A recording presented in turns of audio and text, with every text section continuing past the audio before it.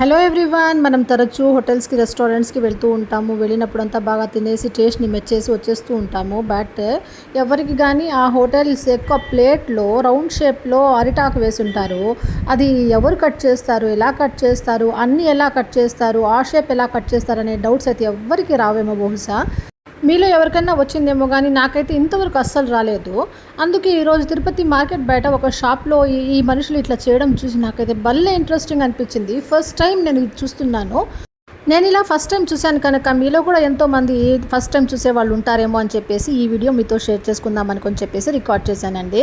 భలే ఇంట్రెస్టింగ్గా ఉంది కదా. చూడండి, ఫస్ట్ ఒక మనిషి ఒక ఆకు తీసుకునేసి ఈక్వల్ పీసెస్ కట్ చేసేసినారు.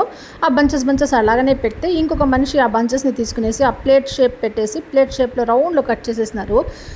చాలా ఇంట్రెస్టింగ్గా అనిపించిందండి. మీకు నచ్చిందా వీడియో? నచ్చింటే తప్పకుండా ఒక లైక్ ఇచ్చి కామెంట్ ఇవ్వండి. మీలో ఎంతమంది ఇది చూసారో ముందుగానే లేదా చూడలేదో నాకైతే కామెంట్లు తప్పకుండా తెలపండి. ఓకేనా? బాయ్.